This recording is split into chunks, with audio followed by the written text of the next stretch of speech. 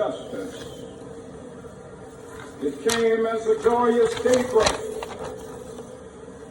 to end the long night of their captivity. But 100 years later, the Negro still is not free. 100 years later, the life of the Negro is still sadly crippled by the manacles of segregation and the chains of discrimination.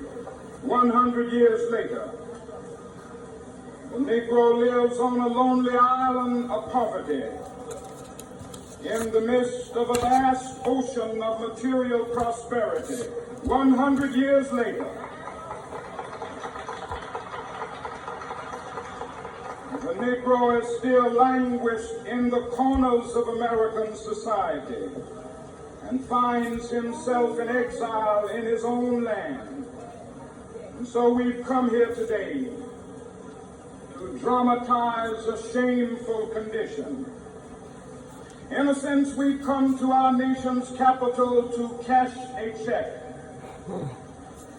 When the architects of our republic wrote the magnificent words of the Constitution and the Declaration of Independence, they were signing a promissory note to which every American was to fall heir. This note was a promise that all men, yes, black men as well as white men, would be guaranteed the unalienable rights of life, liberty, and the pursuit of happiness. It is obvious today that America has defaulted on this promissory note insofar as her citizens of color are concerned. Of color, though. Honoring this sacred obligation, America has given the Negro people a bad check. A bad one, huh? Check which has come back marked insufficient funds. Stimulus checks is not enough, okay? For one. But we refuse to believe that the Bank of Justice is bankrupt.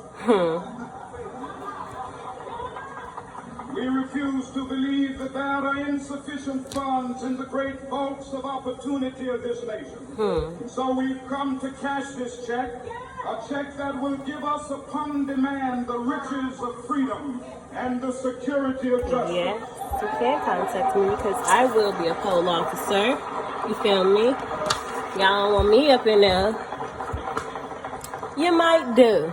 We have also come to this hallowed spot to remind America of the fierce urgency of now. This is no time to engage in the luxury of cooling off or to take the tranquilizing drug of gradualism. Gradually taking a long ass time. Now is the time to make real the promises of democracy. Now is the time to rise from the dark and desolate valley of segregation to the sunlit path of racial justice. Now is the time. Expeditiously. Now is the time. If you didn't know. Our nation from the quicksands of racial injustice to the solid rock of brotherhood. Now is the time. Make justice a reality for all of God's children. It would be fatal for the nation to overlook the urgency of the moment. This sweltering summit of the Negro's legitimate discontent will not pass until there is an invigorating autumn of freedom and equality. 1963 is not an end, but a beginning. Those who hope that the Negro needed to blow off steam and will now be content will have a rude awakening if the nation returns to business as usual.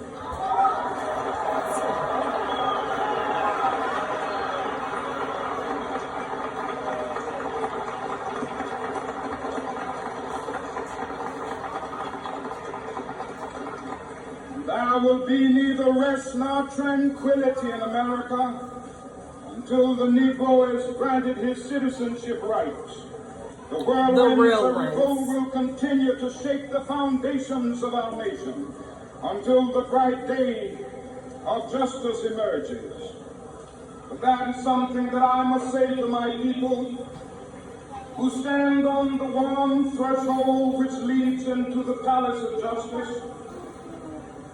In the process of gaining our rightful place, we must not be guilty of wrong or deed.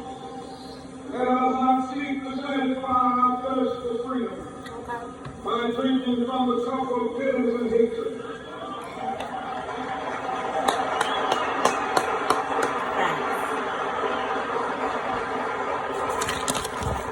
We must therefore not struggle on the high plane of individualism. We must not allow our creative protest to degenerate into physical violence. Again and again, we must rise to the majestic heights of meeting physical force with soul force. The marvelous new militancy which has engulfed the Negro community must not lead us to a distrust of all white people. For many of our white voters, as evidenced by their presence here today, have come to realize that ancestry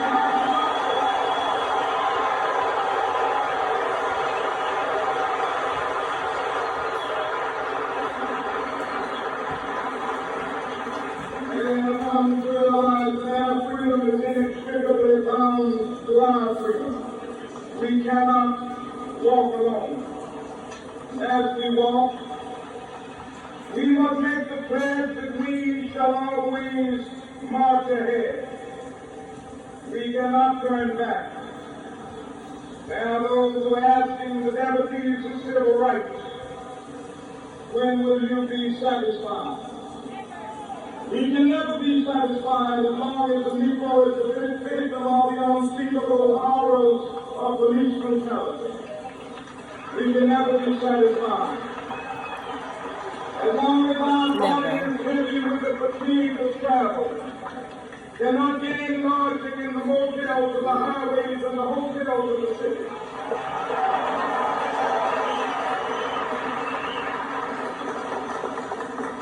We cannot be satisfied as long as a Negro in Mississippi cannot vote and a Negro in New York believes he has nothing for which to vote.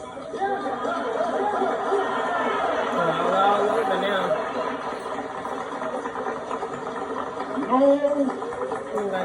No, we are not satisfied, and we will not be satisfied until justice rolls down like waters and righteousness like a mighty stream.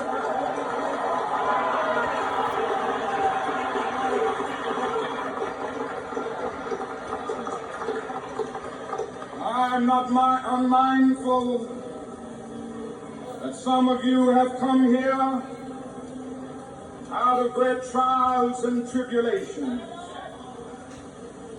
Some of you have come fresh from narrow jail cells. Some of you have come from areas where your quest for freedom left you battered by the storms of persecution and staggered by the winds of police brutality. You have been the veterans of creative suffering. Continue to work with the faith that unearned suffering is redemptive. Go back to Mississippi.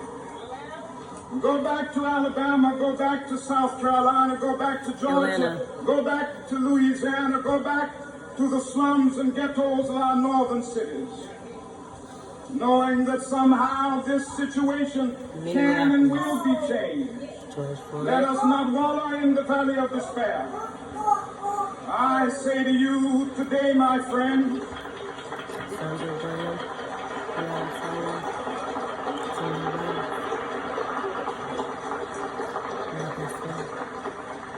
so even though we face the difficulties of today and tomorrow, I still have a dream. It is a dream deeply rooted in the American dream. I have a dream that one day this nation will rise up and live out the true meaning of its creed. We hold these truths to be self-evident, that all men are created equal.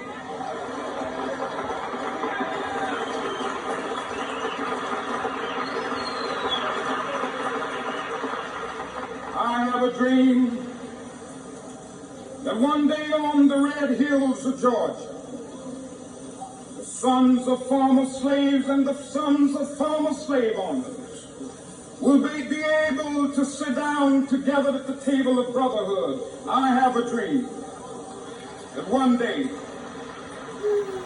even the state of Mississippi, a state sweltering with the heat of injustice, everywhere, sweltering with the heat of oppression, will be transformed into an oasis of freedom and justice. I have a dream.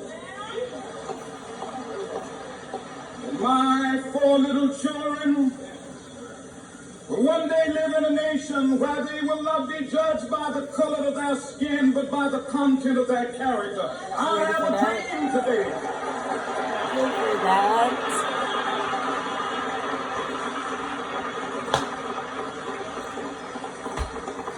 I have a dream that one day, down in Alabama, with its vicious racists, with its governor having his lips dripping with the words of interposition and nullification. One day right there in Alabama, little black boys and black girls will be able to join hands with little white boys and white girls as sisters and brothers. I have a dream today.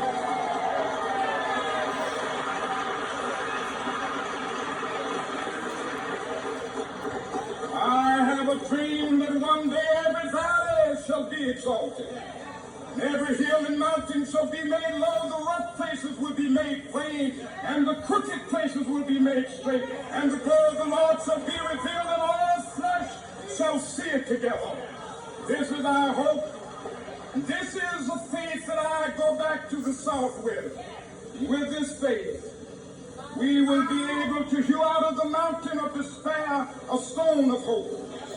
With this faith, we will be able to transform the jangling discords of our nation into a beautiful symphony of brotherhood. With this faith, we will be able to work together, to pray together, to struggle together, to go to jail together, to stand up for freedom together, knowing that we will be free one day. This will be the day.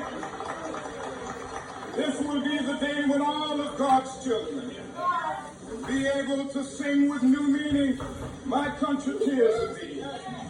Sweet land of liberty, of thee I sing. Land where my fathers died, land of the pilgrim's pride. From every mountainside, let freedom ring. And if America is to be a great nation, this must become true. So let freedom ring from the prodigious hilltops of New Hampshire. Let freedom ring from the mighty mountains of New York. Let freedom ring from the highway Alleghenies of Pennsylvania. Let freedom ring from the snow-capped Rockies of Colorado. Let freedom ring from the coast of California. But not only that, let freedom ring from Stone Mountain of Georgia. Let freedom ring from Lookout Mountain of Tennessee. Let freedom ring from every hill and molehill of Mississippi, from every mountainside. Let freedom ring, and when this happens,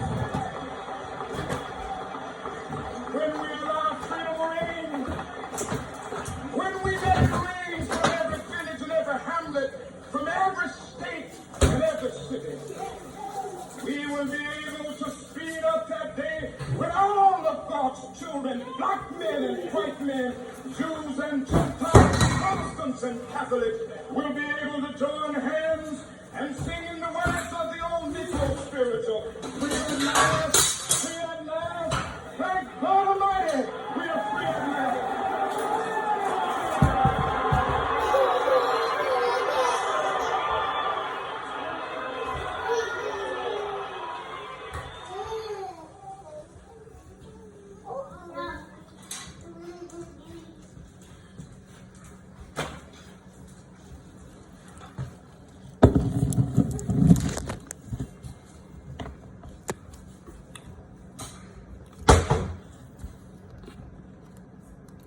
Free.